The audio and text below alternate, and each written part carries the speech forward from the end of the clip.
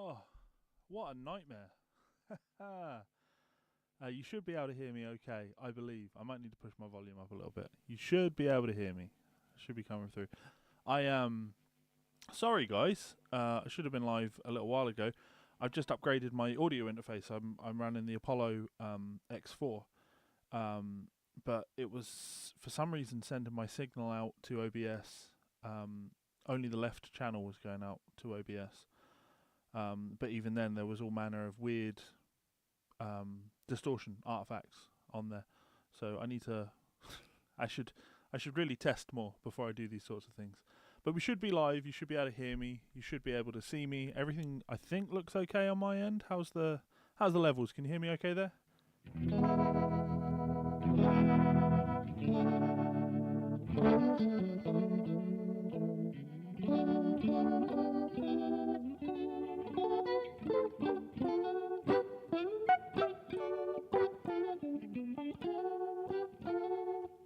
Everything should be coming through.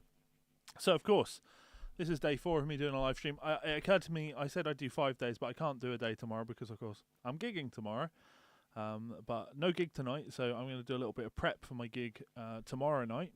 We're going to be playing the Strat again. And this, of course, is to promote my new book, Guided Practice Routines for Guitar Advanced Level. Because, of course, if you want to get good at the guitar, you have to practice. And the more practice you put in, the better you seem to get. The better you tend to get at things. Practice is something that I try to put as much of in my practice routine as possible, obviously. But, even though I play music for a living, and that's fantastic, I'm very lucky to be able to do that. It doesn't mean that you get the time that you want to really be getting better in the areas that you want to be getting better in. So such is life. These streams have been helpful because it's an opportunity for me to do some of that stuff. So I'm just going to quickly run through a couple of tunes,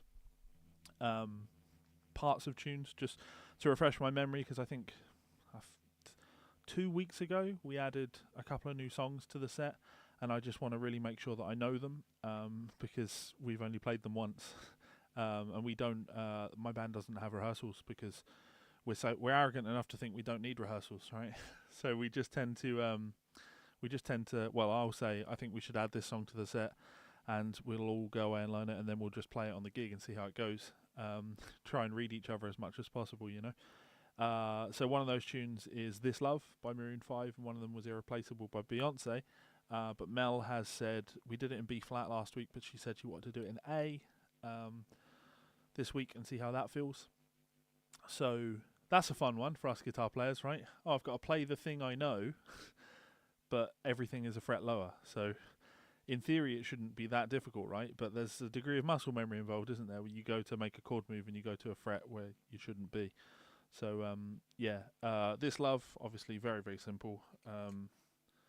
That.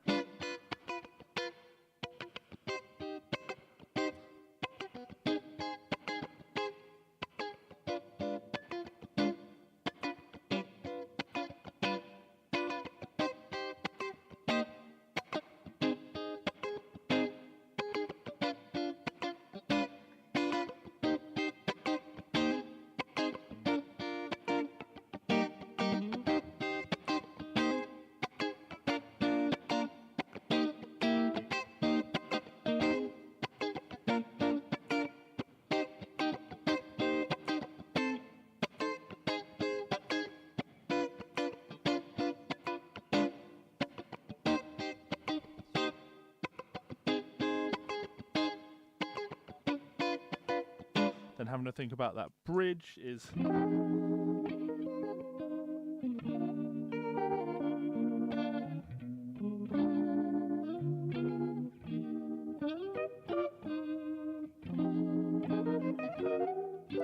Get that chord movement right.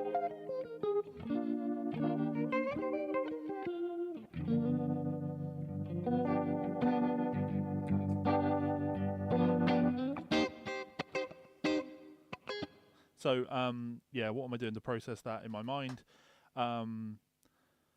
This is an interesting one, I guess. I am definitely thinking chords on this one. I'm thinking G7, C minor, F minor 7, B diminished, G7.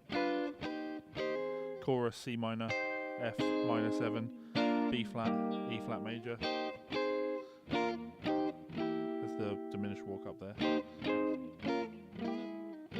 And then same idea, we go to the C minor, but then instead of F minor 7 we hit F7, F minor 7, and then ends on the 5 chord. So and repeats. Chorus, not chorus, bridge. So we're going to that F minor chord. The song, I think the song has been in C minor, so 4 chord. Move down tone, E flat major 7. Then the diminished chord. Back to our 1 chord.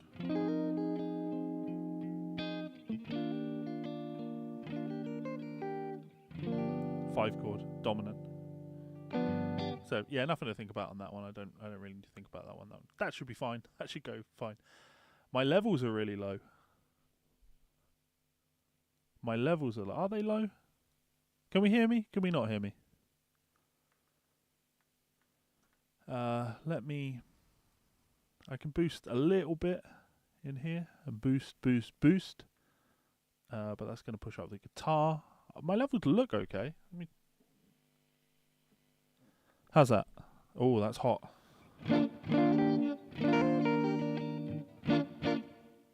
So yeah, that one's easy. I'll come back to the Beyonce in a second. Hey Levi, any thoughts on inside picking versus outside, really alternate picking technique? I know you shred it up less these days, but in terms of efficiency, yeah, inside picking is superior. Like, it's more efficient. Definitionally, it's more superior. But yeah, my voice is too hot now. But it is also definitionally incredibly inefficient to have to put the system in place whereby you organise all of your lines to facilitate one picking mechanic over another. You would be better served to just get good at whatever it is that you need to do, because sometimes you can't organise your line to do the thing that you want to do, or to do the thing the way you like doing it. So you just have, and you don't want to find yourself in that situation where there's a technique where there's a picking mechanic that you can't really do very well, but you're required to do it to a reasonably high level. And even if it's just for that one lick, you don't want that. So, get better overall. If someone was to practice to sound like Levi Clay, what would they practice? That's an interesting one. Chords. Definitely chords. I think, yeah, I'm trying to think more like a pianist, I guess, when I play. So having that knowledge on something like that.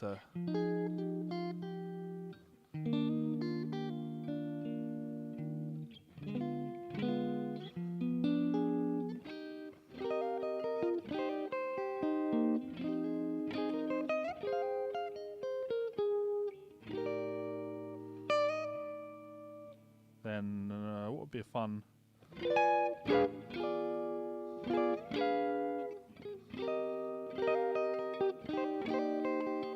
Yeah, thinking more in terms of chords is going to help you, because then I guess see what happens when I do this. I'm going to lay down those chords.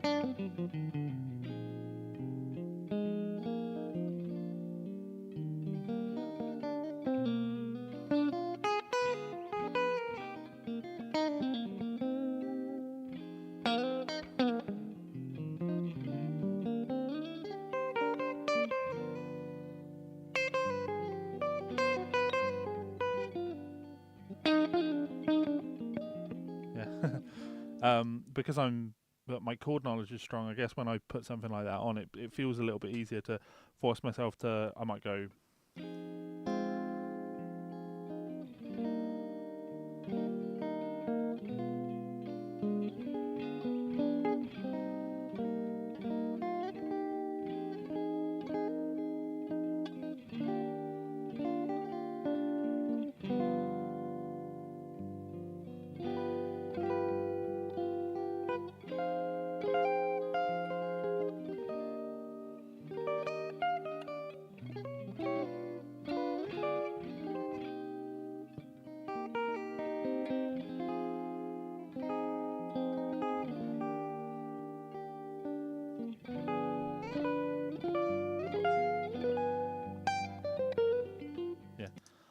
Chord knowledge. So yeah, chords. You practice a lot of chords.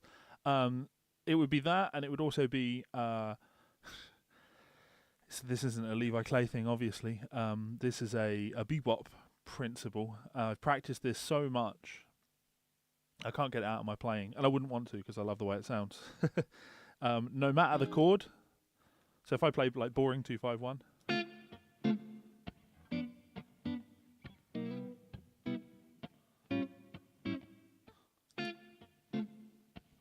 I love the sound of ascending arpeggio, descending scale. So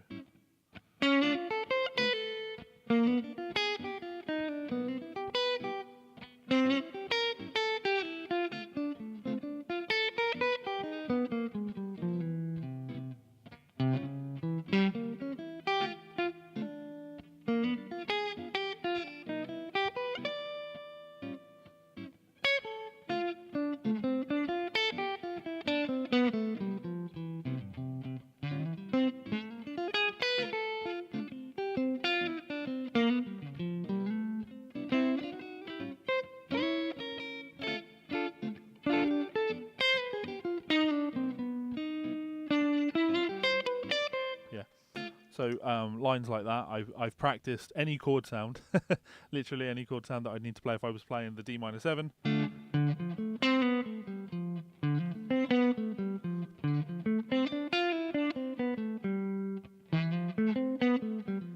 It's lines like that, the G7. Or you want to make it darker. C major.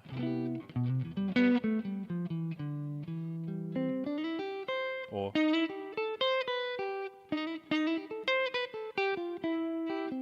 the A happens still.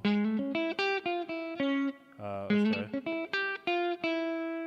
Yeah, do I like that?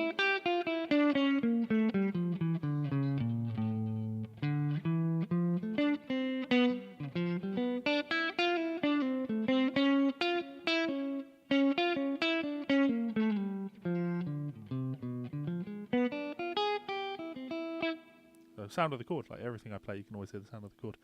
Lots of practice on that. So let's keep going. Advice on using arpeggios in solos. I really struggle with that idea. Well, I mean, I just did some of it there. You definitely have to have a lot of you have to have knowledge of. You know what it is? I think the problem is always it's a mindset thing. It's the thing I talk about on my YouTube channel, or I certainly have in the past, about developing RAM speed, right? Being able to think faster. Or in my case, I've got to the point where I don't really need to think about things anymore. We've all probably experienced that painful feeling of like trying to record music on a PC and your computer's just not good enough, you know, or having a phone which is old and it just can't keep up. It takes forever to do anything, right? And it's because it doesn't have the processing power that it needs, doesn't have the RAM that it needs. And I think that, or I certainly have found that with a lot of my students, the same problem tends to be true. We tend to have the same problem, or I tend to have the same problem with students, which is it's all well and good to put on a chord progression, whatever that chord progression happens to be, and them putting one piece of information over it. So one sound over the whole thing. Because that's one sound, that's one pool of notes, that's E minor. It becomes more difficult when you're asking them not only to keep track of the actual chords that are happening, but to also pay attention to making sure you play things that are appropriate for those chords. So for me, the thing that like got that in shape was the blues. I just forced and playing it more like a jazz blues. So if I play 1, 2, 3, 4.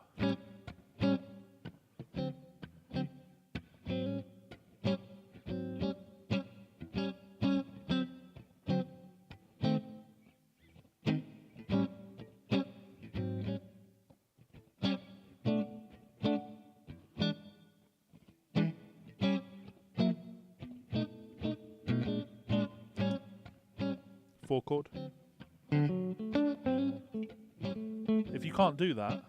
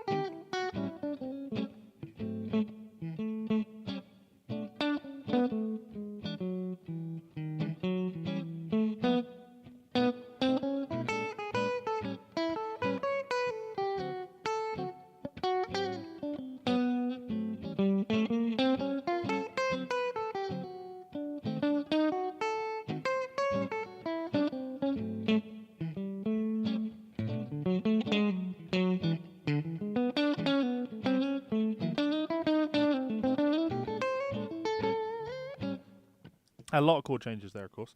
But if your pool of ability on that isn't that, if you can't play over the whole thing, then I'll just take the first 4 chords, right? If I go 3, 4. Helps if you play the right chord. Deleting the loop helps.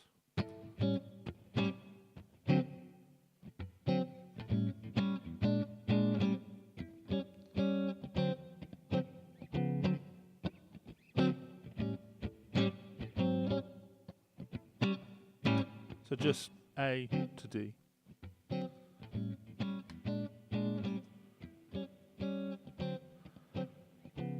And just playing this around with pentatonics, right? So I'll play A minor pentatonic. And I'm just going to hit the F sharp over the D chords.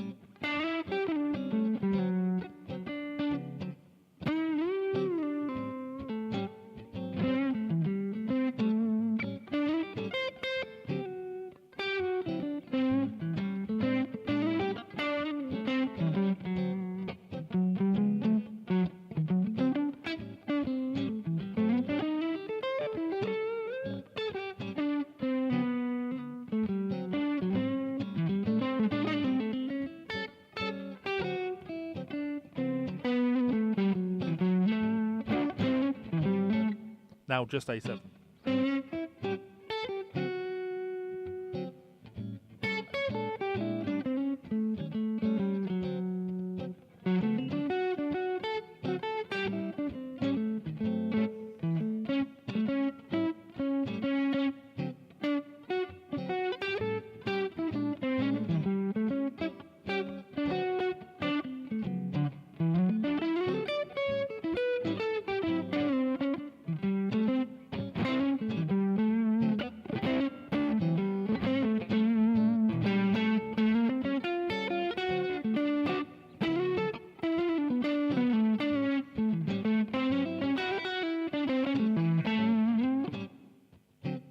So limiting yourself to something like that means that when you do put yourself in a situation where you have to play more arpeggio based over more changes, if we go back to something I played yesterday, which was, yeah, I deleted it. So yesterday we had this type of thing.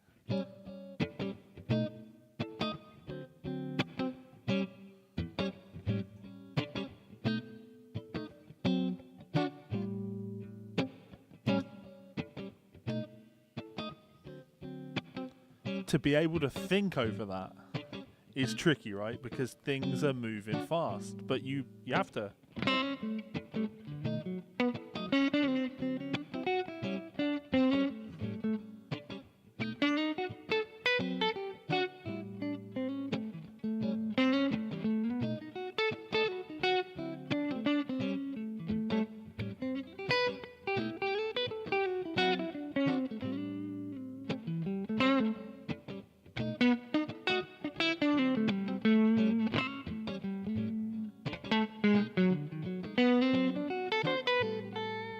arpeggios.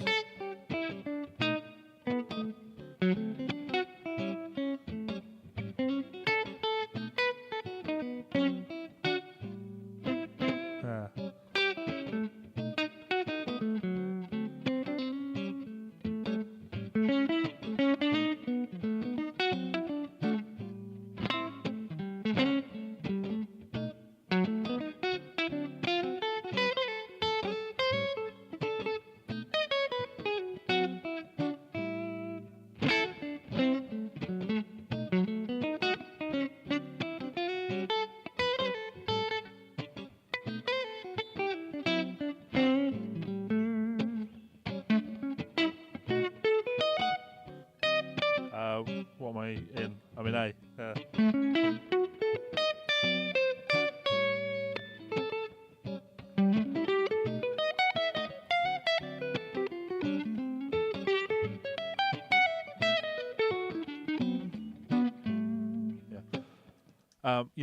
My RAM speed is better to be able to do that. So you have to put so much time into the really, really boring side of things, which is, can I play through, I'll play I won't do the rhythmic stuff on it, right? If I play real slow, A7 to D7, A7 to B7 to D7 back to A7, right? So I have to be able to, and I'll play 8 notes on each. So we go 1, 2, 3, 4, 5, 6, 7, 8.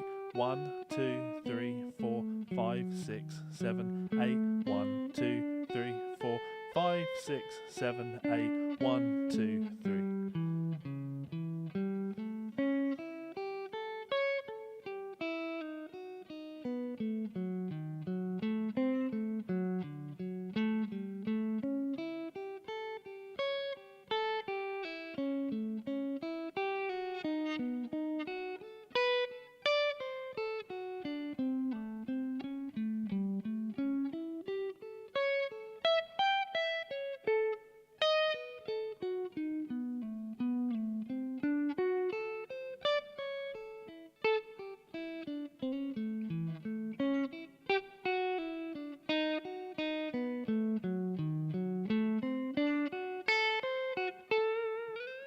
I'm playing like those chord changes, and I'm playing slow and building up speed, limiting myself.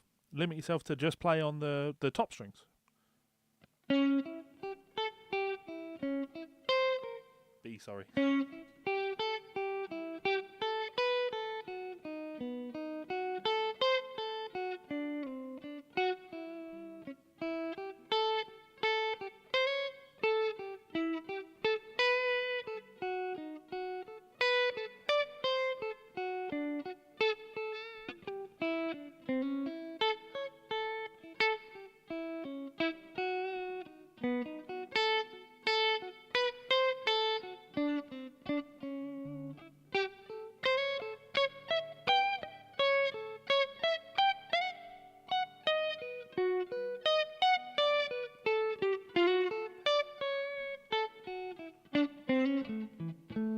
I ended up moving around a lot more, but you've got to push yourself to be better. It's not about am I faster. It's never about am I faster. It's about how much stress am I putting my brain under when I'm playing, and that number or that amount just wants to come down with each practice session. So you're thinking less. Do I think about the actual notes when playing? I'm thinking I'm thinking about intervals. Well, tell a lie. To get where I am, I was thinking about intervals. I thought about intervals a lot. Now I've transcended beyond that, and I don't think about anything. I listen, and I'm hearing a thing, and I'm trying to go for that thing. So, there's some positional knowledge that happens sometimes, but realistically, when I was doing that, then I go,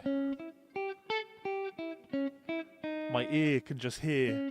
Ba da da ba da ba ba ba ba da da ba da boo da da da ba da ba da da da ba da da da boo da da da da da boo da da boo da da ba ba ba ba ba.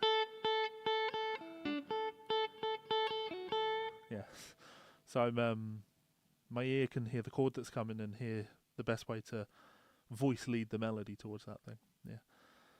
So that's the answer. Let me keep going. don't forget to click the like button. When Levi has 100 likes, Levi can go to bed. That's not true. When somebody donates $100, Levi can go to bed. No, kid. But when somebody goes and buys a copy of my new book, I keep streaming. So guided practice routines for guitar, advanced level. Go and grab yourself a copy. It's doing quite well on Amazon, but it currently doesn't have any reviews because you people are buying it, but not leaving your reviews yet. And that makes sense because you want to consume the book and work out how good it is. I promise you it's good. Go buy a copy, leave a review on Amazon. It's a huge help. Right, keep reading comments. Levi, my man, for the last time, where did you buy the shirt that looks like Grandma's wallpaper? It's not going to be the last time, is it though, James? I need more. I need a link. I need to know what shirt you're talking about. I still won't be able to tell you where I bought it, but I have lots of floral shirts like that. Sorry. Building left-hand strength, that's been my biggest concern lately. I mean, my left-hand strength feels like it's declining by the day. So, yeah, I get it. Dave, my new video is a book. Sorry, let's try it again. Levi, your new book is a 10 out of 10. I appreciate that. Thank you very much. It doesn't need to be a 10 out of 10, though. It only needs to be a 5-star review on Amazon. So, in fact, I'll say that again. It doesn't need to be a 10 out of 10. It just needs to be a 5-star review on Amazon. All right, I'm glad that helped, Ed. The guitar is lovely. I really like this. Going from these core fundamentals to sound musical has been tough. It hasn't quite synced with my muscle memory. That's totally true, Alvaro. It takes a long time, and we all know what imposter syndrome is, right? I think we all suffer from imposter syndrome. We should. I think imposter syndrome is what keeps us in check. If you don't suffer from imposter syndrome, you turn into Malmsteen, right? None of us want that. So, and me too. Like, I suffer from imposter syndrome. I don't know why you guys are sat here listening to me talk, because I'm just a guy. I'm just a guy that's passionate about music. But at the end of the day, I'm just a guy, just like you guys, right? And when you ask me these questions and I go to answer it, there's always this thought in the back of your head, like when I put those chords on. Those chords that didn't play when I pressed play, right? The fear that I'm going to play over this and everything's going to fall to shit. And thankfully it doesn't, which is nice.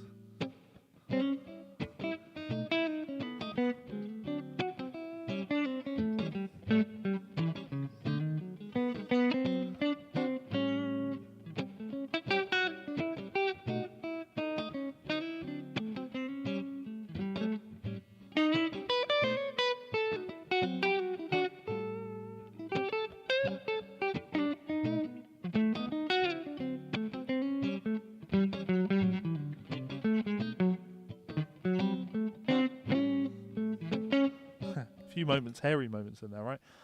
I promise you I have that same level of panic, and I don't know where it's kind of happened, where things just come together like that, other than experience. We have to think. I always use language as the parameter, the comparison. We all speak. I mean, I imagine some of you guys, English might not be your native tongue, but whatever your native language is, you don't remember when you became fluent in it, right? That's not how that works. Because you just were at one point. You just became confident. And having conversations is not something that you're scared of. Now, when I try and have a conversation with people in a language I don't speak, that's scary. That's hard because I know that I'm faking. And we're only looking to achieve that level of confidence that we have in our native tongue with our instrument. And how did I get a fluent native tongue? I spoke the language with a lot of people, and I listened to a lot of people, and I copied a lot of people. I spoke with people, and this was all, before going to school. You get better as life goes on, but at its core, it was just through the experience. And the same thing is true in music. No amount of practicing your alphabet makes you a better speaker. No amount of seeing how quickly you can recite a page of music, a page of writing, like how quickly you could read it back, is going to make you necessarily a better speaker. I can't speak, so who am I to speak on this, right? Tripping over my own tongue. I think that really loving the language makes you better at using the language. And for me, I love the language of music. It's my drive. It's my driving force. I just remembered there was a question that somebody had asked yesterday, where they asked Levi, what techniques do you do that no one else does? What can you do that no one else does? And I mentioned the harmonics thing, but actually, because I'm playing a Strat, there is another cool thing that I do from time to time, and you have to have a very specific setup to be able to do it. And that is, you have to have a Strat that has two tone knobs, a master control for the bridge, and then a tone knob for the other pickups. Because what you can do with that is you can roll your neck and middle pickup down, so they sound like this, and your bridge pickup is going to sound like this. Now, if you use that pickup select switch with your finger, you get this.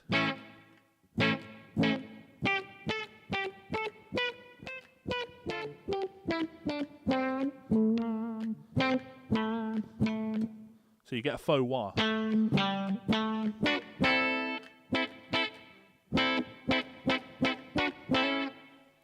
Which is like a very Danny Gatton thing to do. He would do tone swirls with the tone pot. But yeah, this is a Strat thing that Dan Patlansky showed me that. I thought that was pretty cool. So there you go. There's a fun little technique. Let's have a look. Keep going. Going from these core fundamental. Yeah, we've read that one. Sorry. Am I thinking about doing weekly sight reading exercises? Definitely not, Rob. My Reading 101 videos were not very well received. There's actually a rhythm reading lesson going up on YouTube tomorrow, and I know it will do terribly because people aren't interested in the more academic side of playing the guitar. So, there's that. Hey Levi, you're a monster player. Thank you very much. Have the ear that most of us will never attain. That's not true. That's not true. You can all attain this ear. Now take the compliment and don't argue or dismiss me. I'm not dismissing you. I'll take the compliment. I love the fact that you think I'm a monstrous player, and I love that I have an ear that you look up to, or that you wish you had. But you can absolutely put in the work and be better.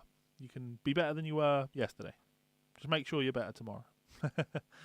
My ear's all right, it's all right. But there are people who I think have everything that you're saying there about people's ears. There's people that I look up to that I say the same about. So it's all just work, right? Mother tongue imposter syndrome. I'd be interested in how you're getting on with the FM9. I've got one too, and I struggle with it live unless I go into an actual amp. Your thoughts? I just go straight into the PA, mate, and I love it. I tell you why, though. My reason for that is pretty simple. My tone isn't all that important live. It's just not important because I play with a good clean tone. So how bad can a good clean tone be? I get a good clean tone, I use it, and I'm playing like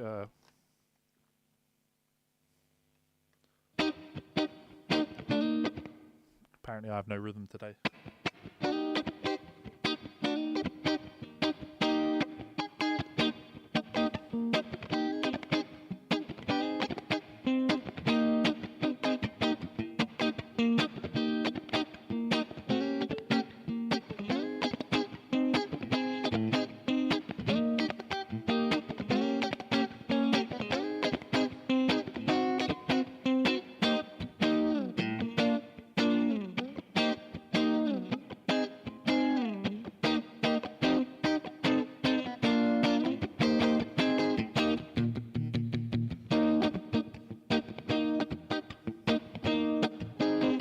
I don't even need to be able to hear myself, when you're doing stuff like that. And sure, when it comes to soloing, it's taken a while for me to get a tone that I really like. But even then, I'm not. If one of the players that I admire the tone of would sit down with me with my FM9 and craft a better tone, I would be grateful for that. I'd be really clear on this. There's no part of me that I play with my tone on the FM9 and I go, damn, this is like, no one's ever going to beat this tone. People are going to come in tonight and they're going to think to themselves, wow, I've never had a guitar tone that good. I do have people come up and compliment me on the tone, but I think it's more guitar nerds, isn't it, right? And I love guitar nerds, I'm one of them. But I have guys that come to the show that maybe don't know who I am. They just happen to be in the area and there's live music on, so they come and enjoy the show. And we're talking like, your middle-aged guy who has a great job and plays a little bit of guitar here and there. Probably, loves Joe Bonamassa. You know how it is. And afterwards he'll want to talk to me about guitar, and I'm happy to do that. And the question is always, he'll come up and say, "Man, your tone tonight was just fantastic. What amp are you going through?" And I'll say, "Well, I'm using the Fractal, the FM9."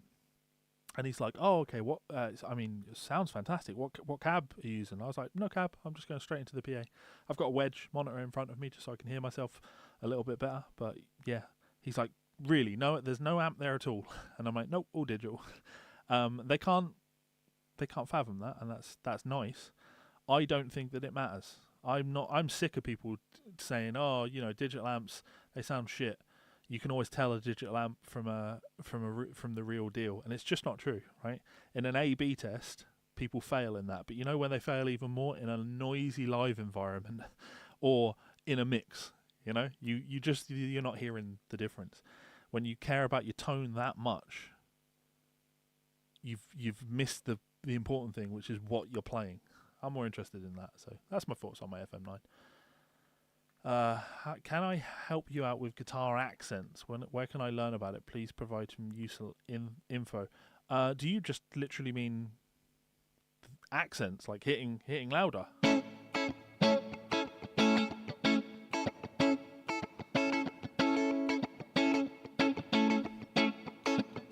I guess a better example would be.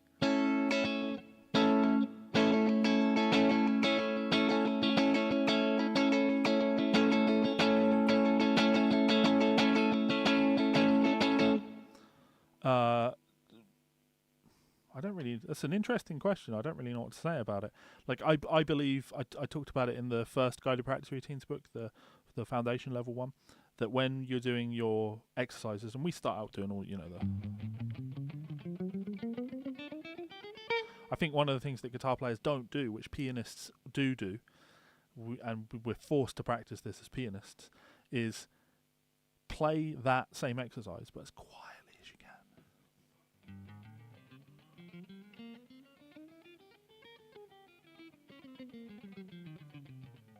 Oh, that was bad, right?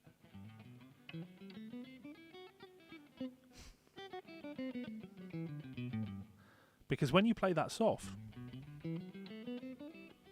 your pick's moving so little, you might find that it trips you up. Can you play it really loud?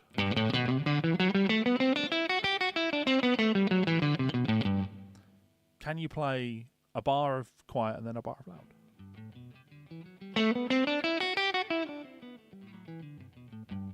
1 2 3 4 1 2 3 4 1 2 3 4 1 2 3 4 1 2 3 4 1 2 3 4 1 2 3 4 1. Could you play really quiet and get louder? Sorry.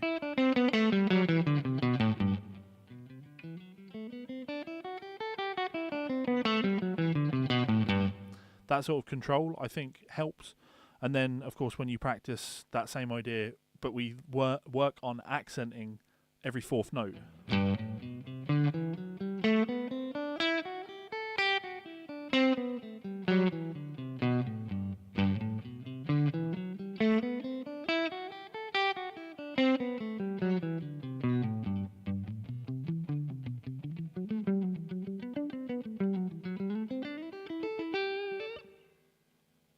So, hopefully that helps.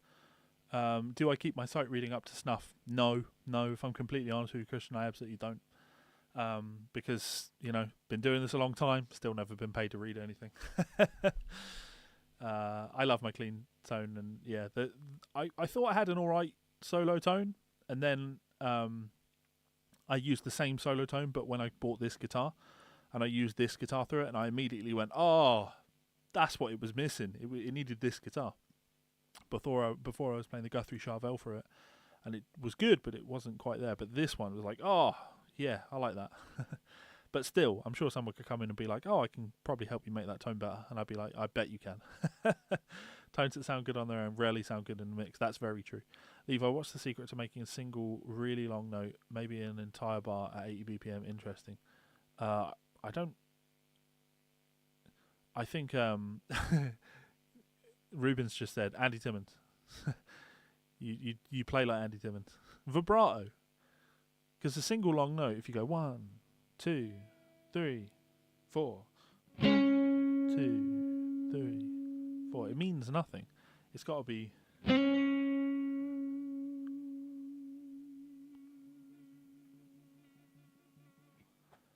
You want to make that note sing, and so listen to singers, listen to singers. I'm just going to grab a slide. I've not played any slide on this guitar, but we learn in that world that we want to go. We never just want to jump straight in with that vibrato. It's never.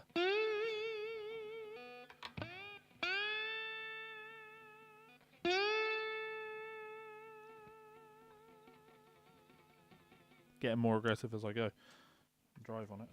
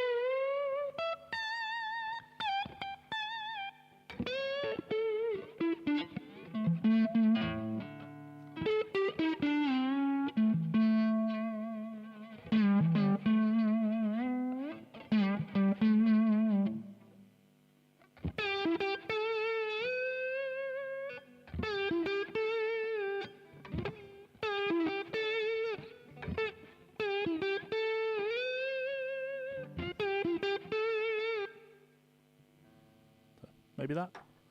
Play a bit of slide. It helps. Okay, cool. So I've got a little bit of time, 10 minutes or so, to jump back to my Diminished book. Do I know if there's any good resources on developing right-hand technique? Man, you're obsessed. What's wrong with Troy Grady's site if you want to nerd out about that stuff? Nothing's going to help you nerd out more than Troy's stuff. I don't want to play diminished scales in thirds. That's boring. Escape or leading tone triplets. So let's do this. Let's play this exercise. Woof, you are covering a lot of notes here. So I guess now I'm being forced to read, right? Let's go. Yeah, there's no key signature for this, so we're gonna go. Okay, so that's your sequence.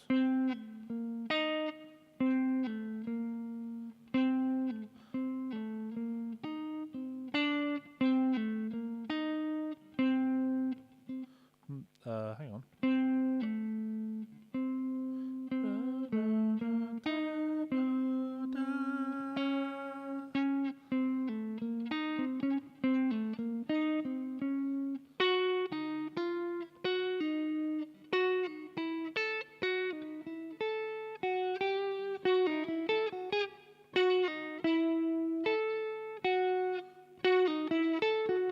Now you're getting into the tricky part of playing diminished scale stuff on guitar, right? I can hear the sequence. And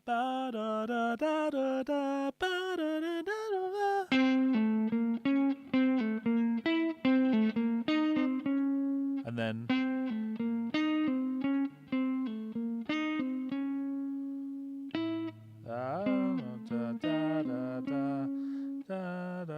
no, we're going for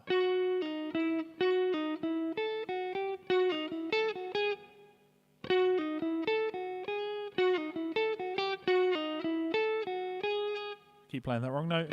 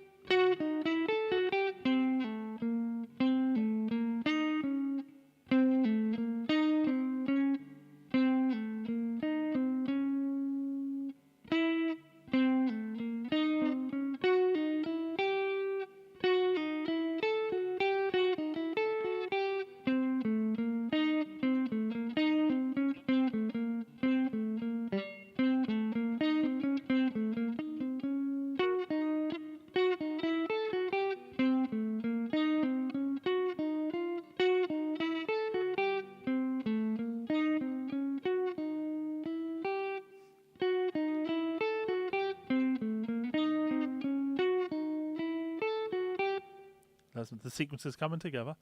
Yeah, lots of books coming. Picking hand tension. Never take picking advice from me. That's not strictly true. Tension's a pain in the ass, no matter who you are as a player.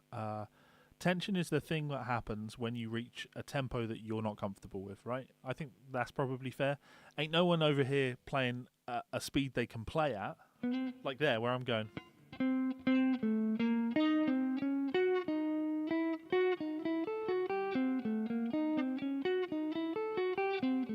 There's no tension there, but if I push that to a speed that I couldn't play at, tension's going to come in. So I think tension comes from playing at tempos you can't play at, so you need to dial back that speed just a little bit, not like silly levels. You can't play fast without playing fast. Like there's no avoiding that. You can't run in slow motion. You have to eventually you have to try to play much faster than you're able to get a feel for what it feels like. But then, building up to that speed to help do it in a relaxed way. But sometimes I have a lot of tension in my playing, especially when I try to play fast, because I just don't have it in me anymore. So.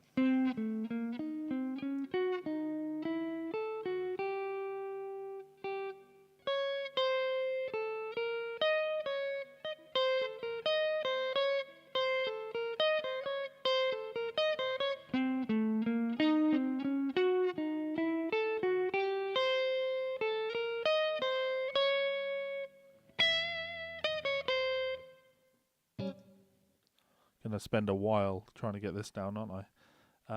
Let's just lay down I guess a C7 flat 9.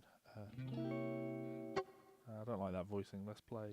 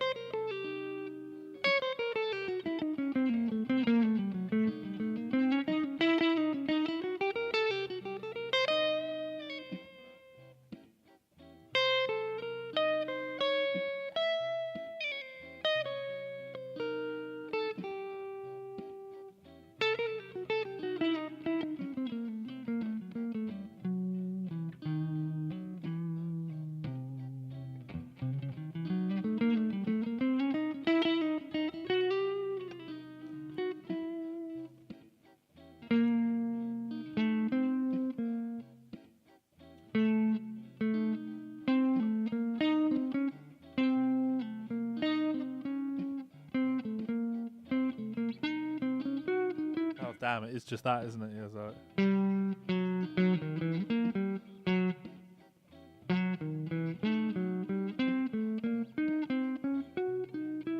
But in position.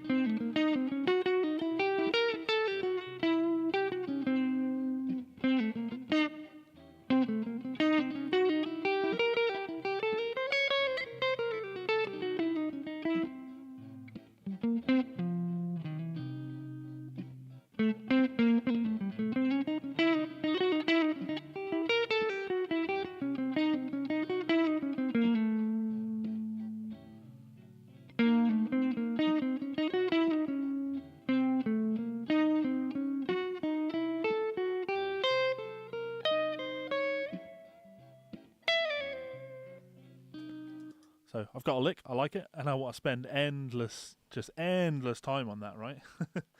Now I've got the lick, so I played it here.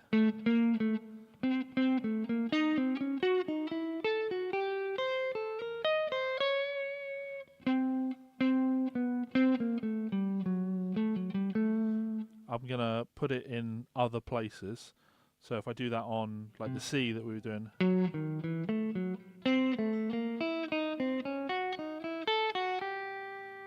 Or actually if I move it, if I, let me do the, I'll lay down the,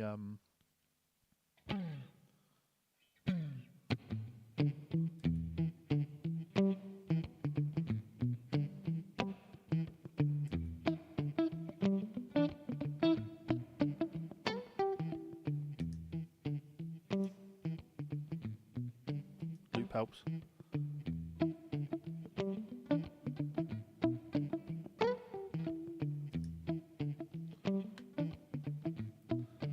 So now,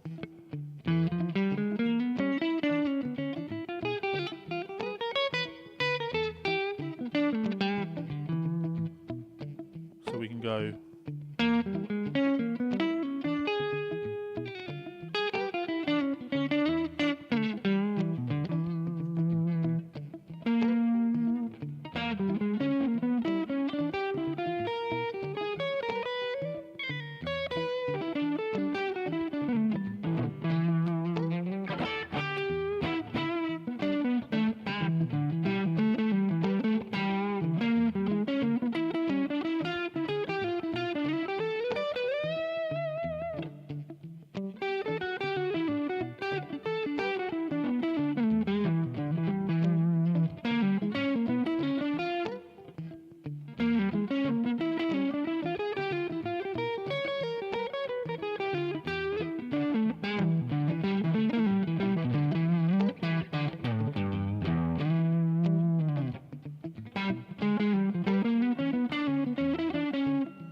Same again.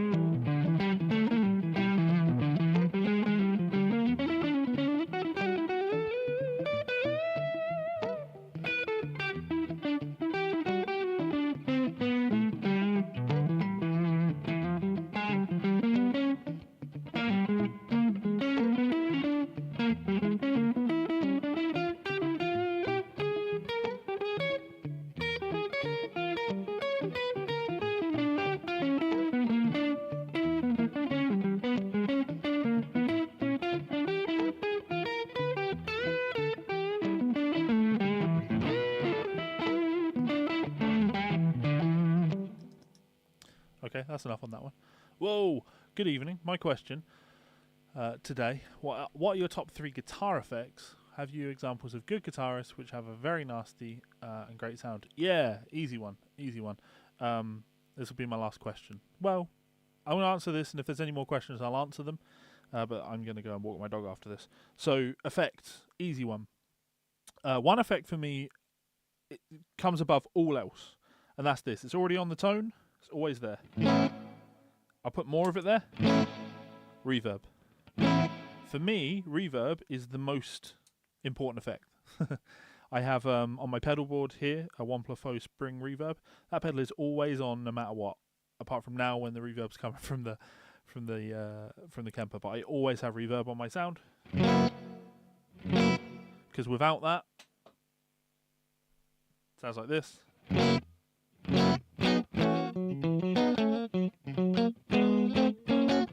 You have to have that reverb. Not that much. that much. A little bit more.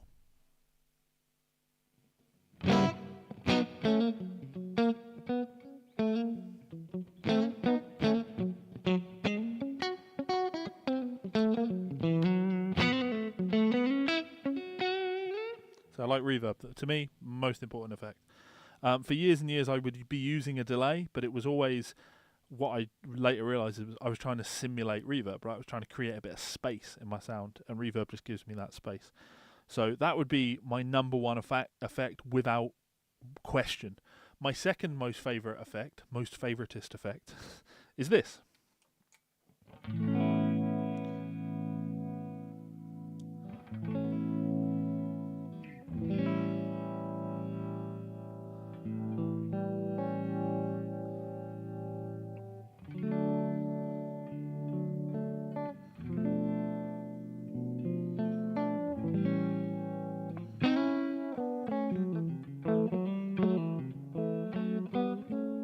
Now that's not chorus.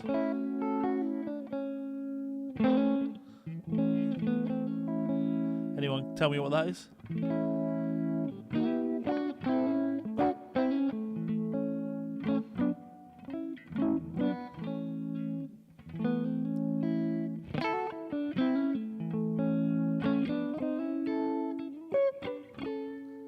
I use this all the time because it gives you that nice spacey.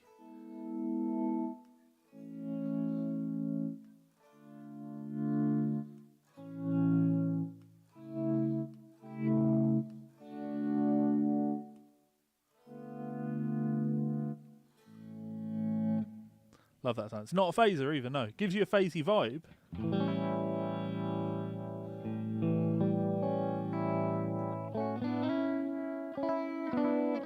You know, of course it's a modulation effect, but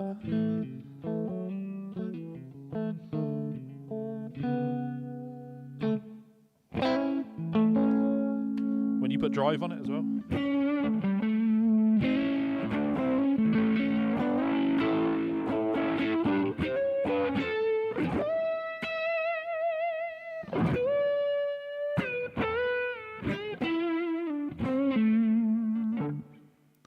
Not a flanger. There we go.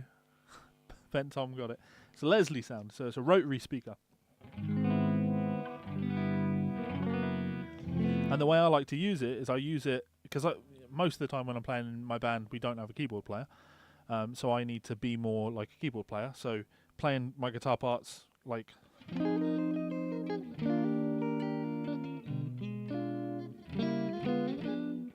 it's fine, but with a little bit of this on,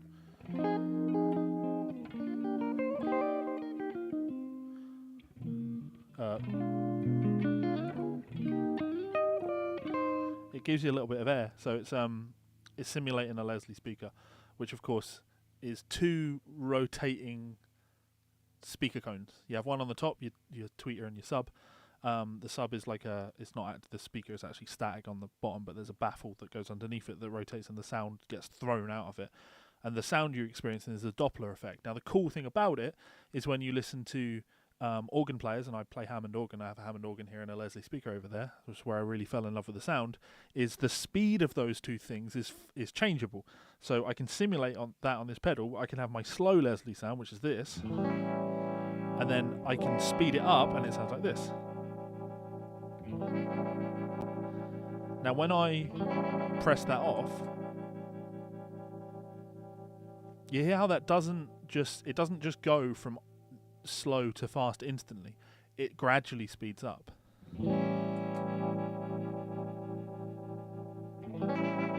I'm going to slow it down.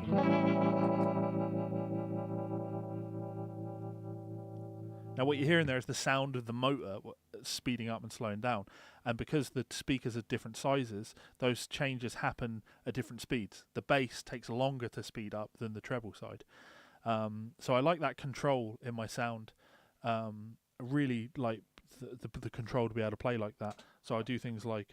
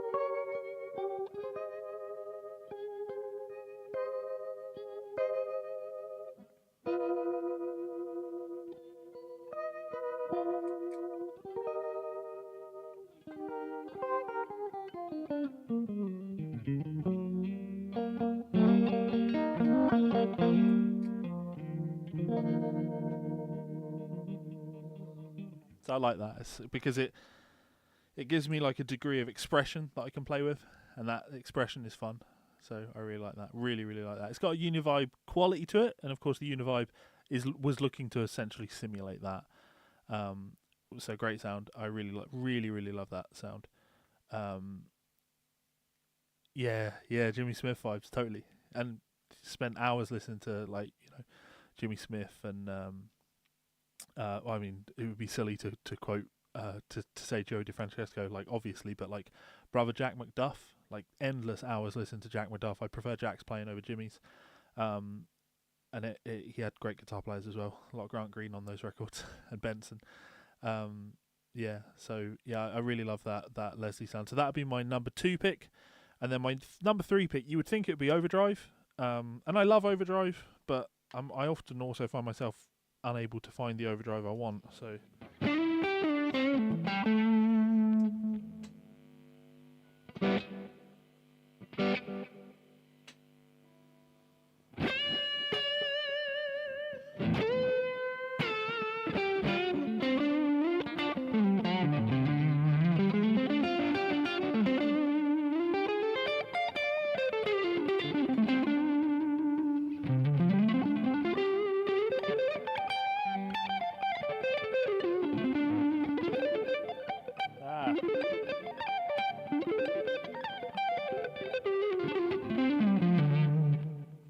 But I don't have to play like that stuff anymore. So envelope filters. I love an envelope filter. So that's this. It's an auto wah, right? So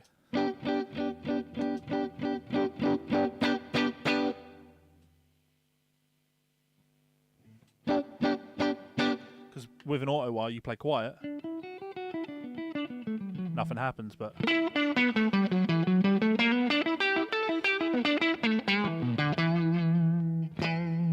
and the difference in rhythm parts versus I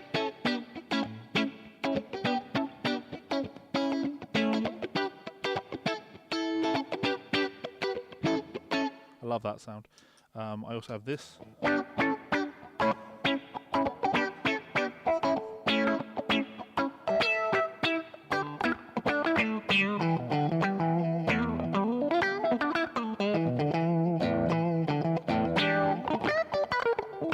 Again on the drive.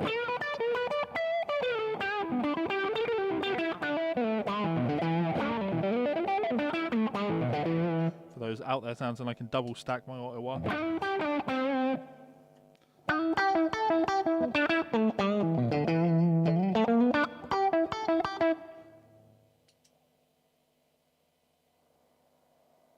it really over the top.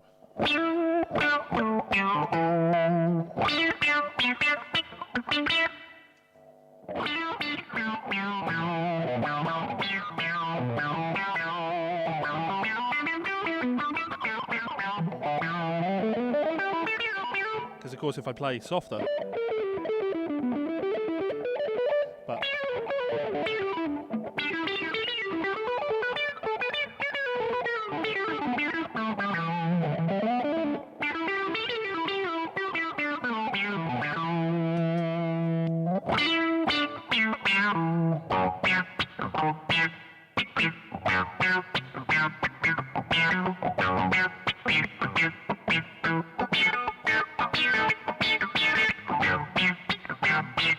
I'm pushing the drive far too much there.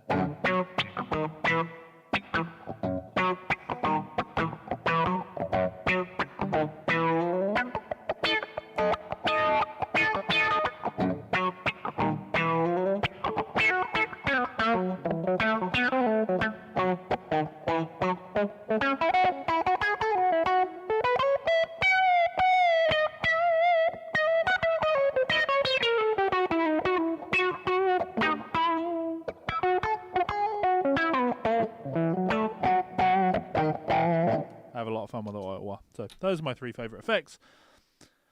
Could you say what you have to do to make a guitar play for a Leslie? I have a input-output on my Hammond organ.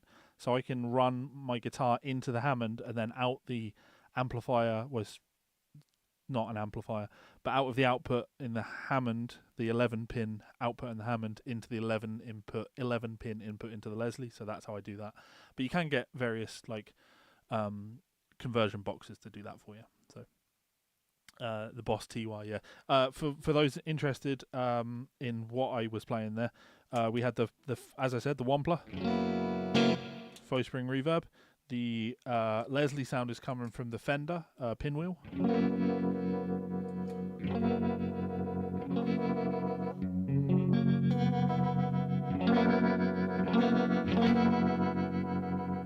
Has a lot of options on it. And the Auto Wah was the exotic Robotalk.